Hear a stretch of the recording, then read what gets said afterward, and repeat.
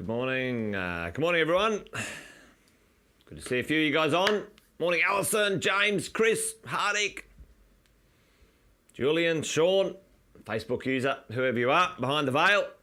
Good to see you guys here this morning. A little bit late this morning. Just sometimes there's technical issues, but better late than never, as they say. Good to see you. Welcome to another Wealth Coffee Chat. Fabulous Friday it is. Hope you're all awesome and well wherever you are. If you're new, let us know if you're new. Jason Witten's my name. If you didn't already know, most of you do. But if you didn't, I've been in property investing over 20 years, coaching property investors across Australia and New Zealand, over 18 with my crew. And along the way, we've learned a couple of things. We've got a couple of sayings around here. Most of these guys know the drill. The idea that as property investors, we need to buy well, never sell. And this thing's a marathon, not a sprint. It takes time. And in the last couple of days, if you haven't already joined us, we've been going through the 7 plans. The 7 plans that every property investor, and let me be specific, PAYG property investor should know. For business owners, there's a couple of other plans they need to know. But today we're talking about the tax minimisation plan. Yesterday we talked about the acquisition plan. But tell me, I've skipped one. Plan number 1, acquisition. Plan number 3, tax minimisation. What's the plan I've skipped, ladies and gents? Let me know. Hey, good work, Jeff. Scored the perfect job. Less hours, more money. Better family crew. Love that, mate. Always great to see income going up, lifestyle going up, and time away going down. Melinda reckons consolidation. Part of the process, Melinda, you are right. Acquisition, consolidation, lifestyle, that's the 3 stages of investing. The one I've skipped is the finance plan. Team, the finance plan. And I've skipped it on purpose because on Monday, myself and Sam are going to dive deep with the finance team on Monday. On Monday, we are going to dive deep into the finance plan at mentoring. So we're going to spend an hour together at mentoring. Well, there's 2 hours at mentoring, but we're going to spend an hour on the finance plan because right now, finance will change. And for all of us as property investors, we've got to understand what that means and to be able to keep our momentum going. Team, the acquisition process is powered by, for all of us, ability to finance. We have to have some deposits, obviously, but finance is the key.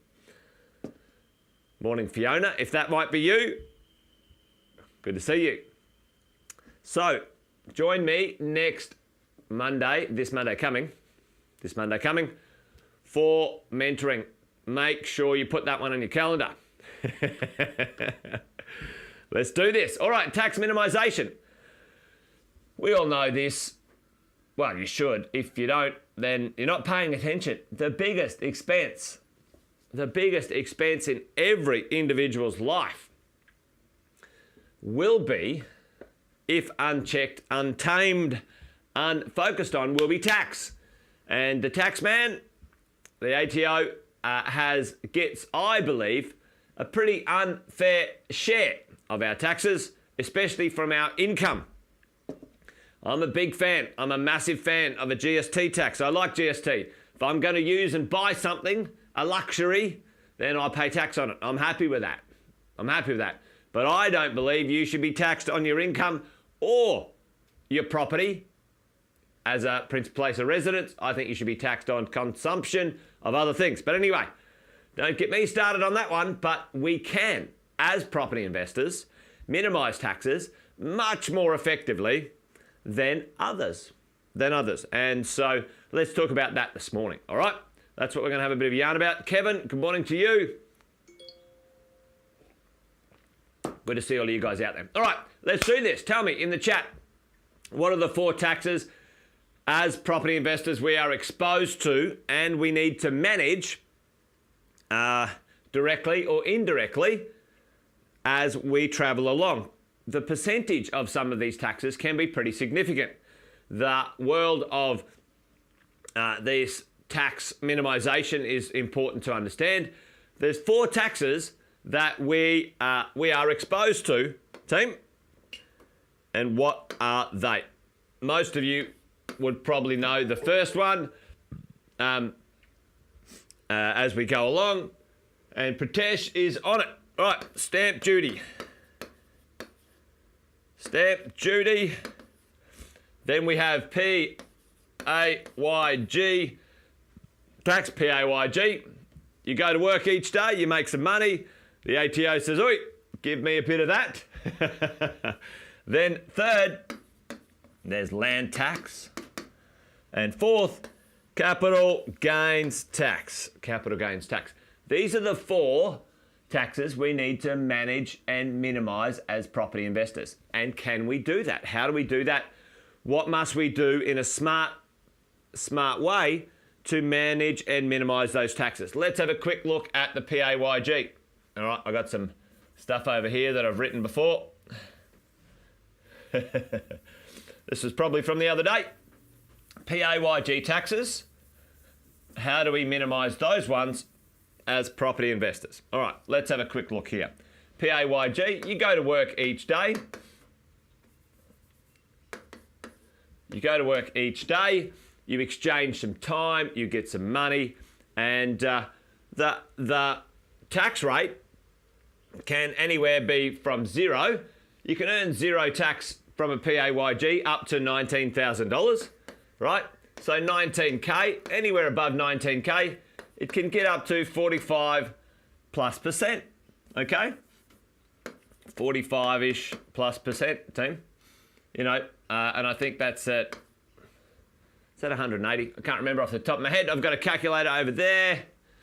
Let's have a quick look at the calculator just for a quick thrill. There we go. So, you know, if you are out there in the world and you are earning 100K,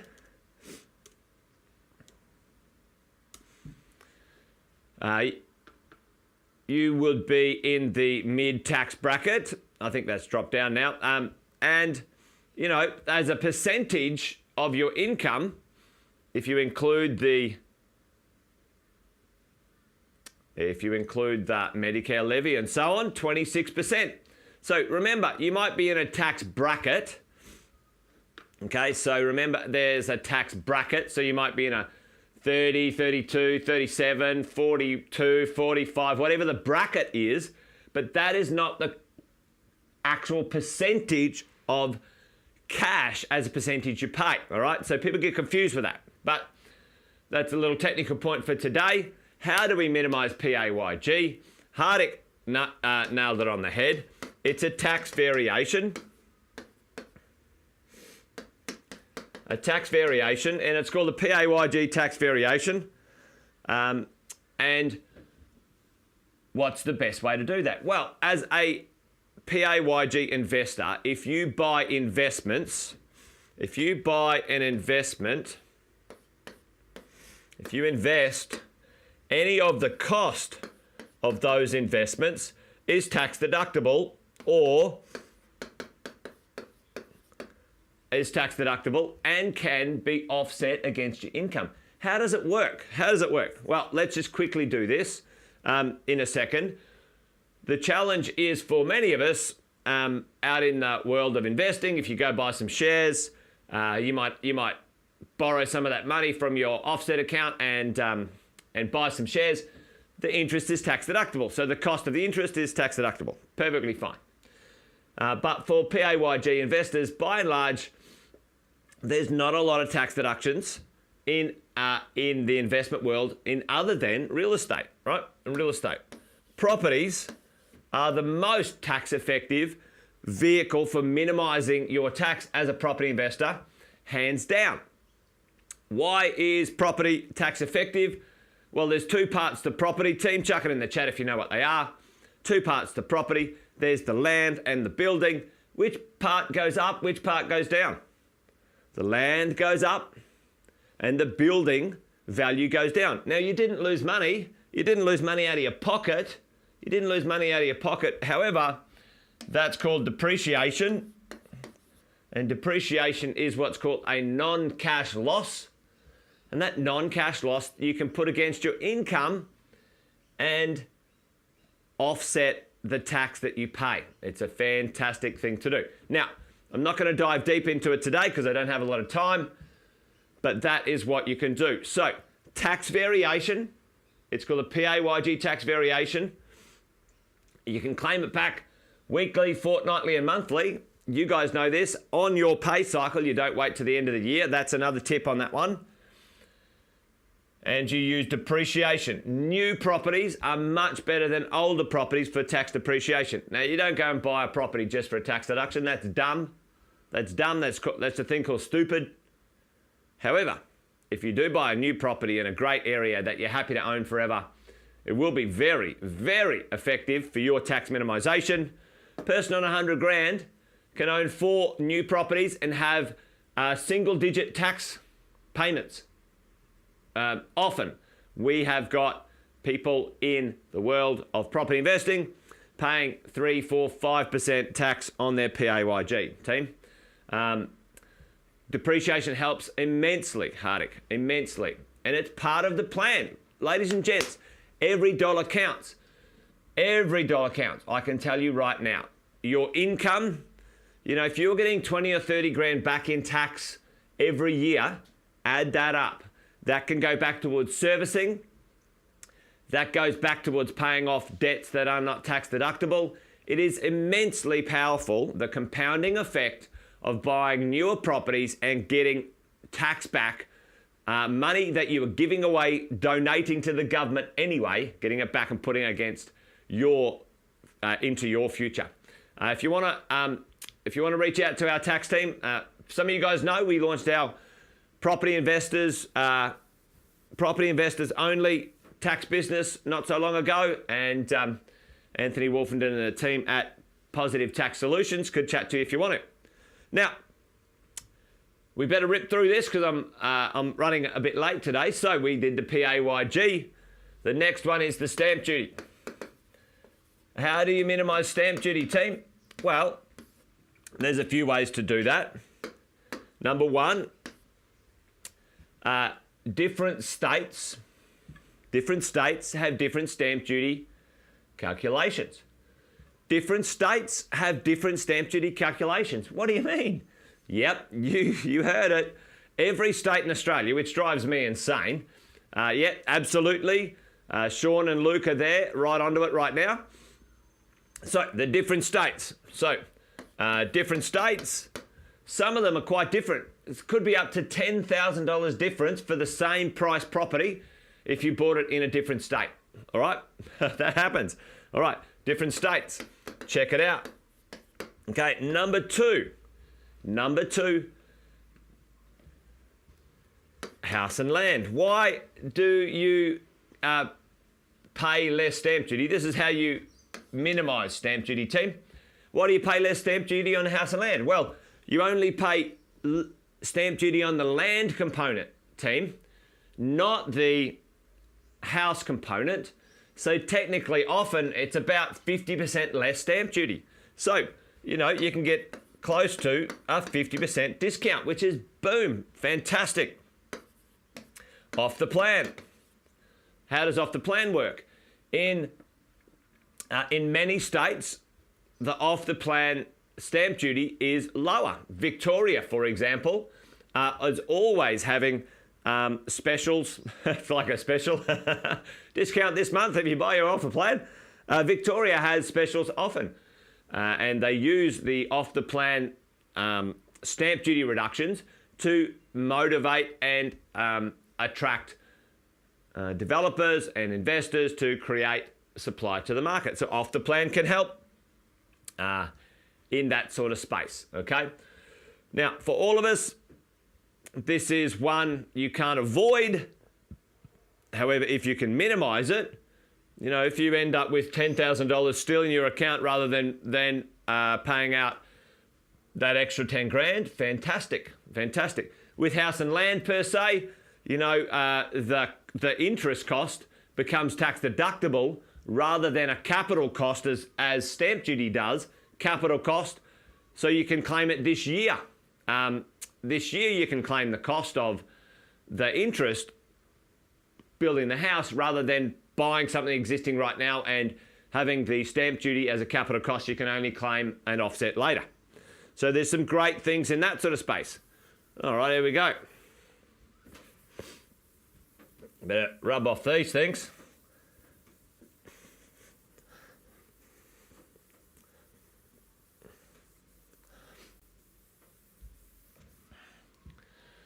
Okie dokie. So, what have we got next? We have the land tax.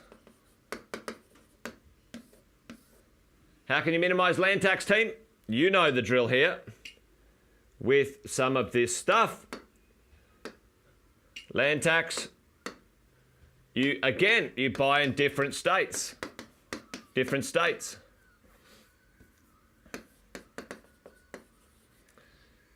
Did you know in Australia you can pay zero land tax? Which state can you pay zero land tax, team? Does anyone know? Who wants to pay zero land tax? It might not end up being as exciting as you want it to be, but chuck that in the chat for me. How do you pay zero land tax? Tell me.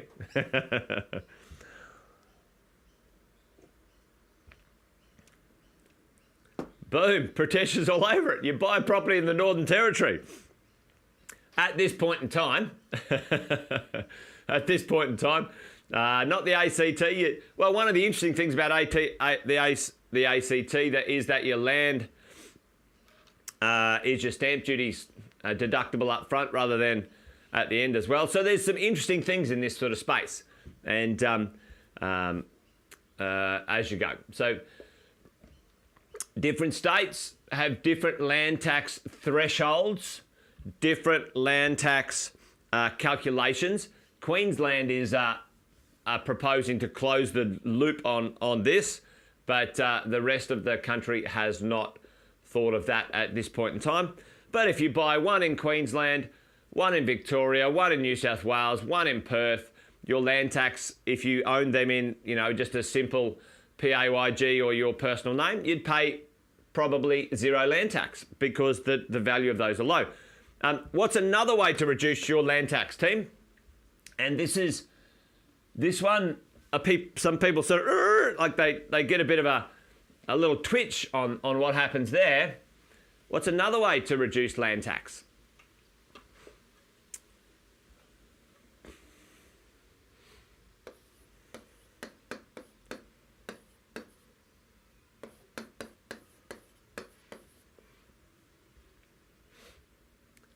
So, this is one of the other reasons. Yeah, boom, Chris, on it. Buy a property with less land content. Stay under the threshold for sure. Luke, there's also one more way to reduce land tax, team. I'll put that one there so you guys can think about it. But here it is. Chris said it. Buy a property with less component of land. And this is one of the little secret sources of something like an apartment into the future, close to the city, good income capacity. Yeah, buy apartments. So I like to mix it up. Like, don't get me wrong, I love a good house with some land content. But for me, if I can get $1,000 a week income from an apartment with a very small piece of land content, and I can get $1,000 a week from a house with a large land content, and in the future, and this is the thing, capital gain value in your properties can be actually an Achilles heel in some of our portfolios. When your property value goes up, yes, land values do rise more than apartment values. It's about 1.5% compounding on average, the stats show. So if houses went up 10%, apartments went up 8.5%. That's an average growth rate over the last 40 years that's been tracked. RP Data's got some really good info on that. But your land value goes up on your house and your income goes down, your net income goes down. Because why? Because the land tax now starts to erode your income. With your apartment, its value goes up, its land content is still pretty small, and the income, net income, often ends up being better. It's an interesting one. It's an interesting one. So for me, I have a 60-40 apartment, house and land mix in my portfolio. And that's an interesting one as we think about what are we going to do. We're going to use that income in the future. I want my income, capital growth, kind of a vanity metric sometimes. And the third one, how you own your properties, your ownership. Buy in your name, buy in your spouse's name, buy in a company trust, buy in a super fund. Every time you buy in different names and different entities, it starts the threshold again for stamp duty. Okay, so there's ways, not stamp duty, land tax. So there's ways you can minimize land tax. Okay, as property investors, I'm gonna rub that off because I don't have the last piece there. As property investors, we got to make sure we understand how to minimize this stuff. And the last one, capital gains tax. Where's the first one we can do with capital gains tax? I'll rip through this so I don't go too long, team. First, your principal place of residence, your owner-occupier, you pay 0 capital gains tax. All right, 0. And I like that. We should all have a principal place of residence upgrade strategy. Upgrade strategy. Yeah, nice, Pritesh. Yeah, mix it up. And I like the idea of having some really well located, close to the city, some awesome houses, in beautiful suburbs. Mix up your portfolio, buddy. Now, number 2, like your principal place of residence. Upgrade that property as we go, which is brilliant. Number 2, capital gains tax. How do we minimize capital gains tax and never pay it? Boom. Luke is always on there. Never sell. Ladies and gents, team, folks, buy a property that you're happy to own forever, then you don't have to worry about capital gains tax. Boom, Chris is on it. Luke's on it. You guys are rocking. All right, on the home stretch here. Number 3, if you want to minimize, if you do have to sell something, which let's hope you don't, you need to own it for longer than after 12 months in your personal name or a trust. You will get a 50% discount in the tax you pay, the capital gains tax. So if you made 100,000, so then you go, right, I'm only going to pay tax on 50K of it, okay? That's how it works. So that's the reduction if you sell something. And there's 2 little cheeky ones. The world of owning a property in an SMSF or a super, you only pay 10% capital gains tax now in accumulation phase, and you pay 0% capital gains tax in retirement. It's pretty amazing. Knowing the combination of these 4 things, $500 here, $1,000 there, $50,000 there, the accumulation of managing and minimizing these taxes over 20 years. Just imagine right now, ladies and gents, 20-year time frame. 20 years. And let's just imagine you could save over that 20-year period, on average, $30,000 a year in taxes, right? 30,000. Times that by 20. We are talking the difference. Who wants to, tell me right now, who wants to have in your pocket, in your portfolio, $600,000 of real cash, folks, real cash, instead of giving it to the government. Who wants that? Right? And this is the thing, the compounding capacity for you as a property investor. And what happens, because property's slow, we as property investors, we don't appreciate the compounding effect of this stacked on everything. You stack $600,000 worth of tax saving in your pocket across your personal name, across PAYG taxes, across stamp duty, across land tax, across capital gains tax. Then you stack that on your ability to debt reduce and use an offset account and save, another $300,000 in unnecessary expenses in owner-occupier debt and other debts. Stack on top of this in a 20-year period.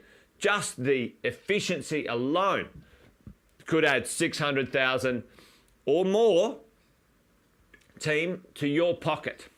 All right? That's how it works. That's how it works. There you go. Wealth Coffee Chat done and dusted. It took a bit longer this morning. I probably should have started early rather than started late. And what we can do in this thing here is we can dive deeper as well. There are many abilities to minimize and manage your taxes effectively, especially as a PAYG earner. The thing I love about PAYG, it's so simple to borrow and it's so simple to tax minimize. Like a few of you, I think,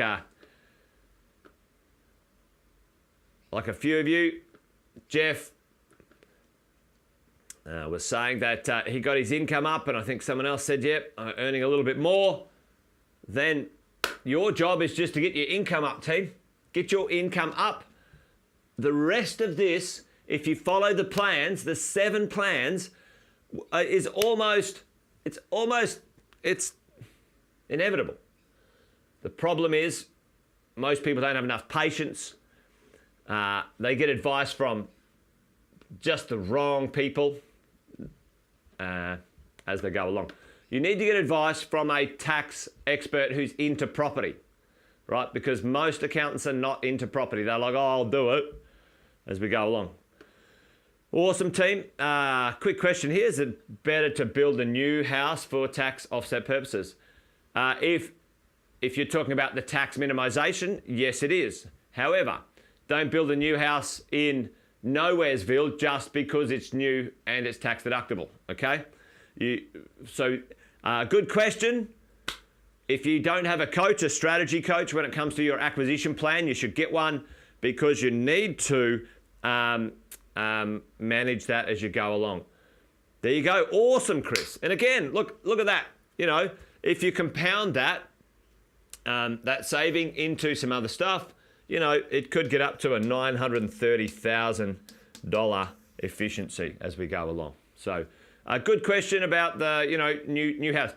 I like new properties. I'm a big fan of new properties. I've loved I've had a fair few older properties. They really annoy me. You got to renovate them, et cetera, et cetera. No tax deductions now when it comes to the government changed the tax deductions in older properties in 2017, et cetera, et cetera. Anyway, this is a really good topic. If you want some help in this topic, like I said, we kicked off our own business the other month. So there you go. Give us a shout out if you need. That's it from me, team. Got to get going. Yes, whoever said, is Wealth, Wine and Wisdom on? I saw that before, didn't see it. Alison. Yes, it's on this week. We weren't on last week because I was away climbing. So, yes, join us this afternoon for Wealth, Wine and Wisdom. We're going to have Andy Fenton. We're going to actually have a guest tonight called Paul Sidorovsky, and he's a business tax specialist. My team at Positive Tax Solution are property investment tax specialists. He's a business tax specialist. So any business owners out there, tonight will be a good one for you to come along. Paul Sidorovsky, as a business tax specialist, he's going to be there and giving us some tips in the business world. around tax time. But it's on tonight. Join us at 5 p.m. for Wealth, Wine and Wisdom. Andy Fenton and I, Andy, absolute financial planning extraordinaire, will be debriefing the week and chatting with Paul. All right, we're done. I'm done. You're done. Let's go. A longer one today, but there you go. All right, team, that's it. You guys be good, be well. Adios. See you this afternoon. If you are keen, if you are not, see you tomorrow. No, Monday, 8:10. Let's do it. Bye-bye.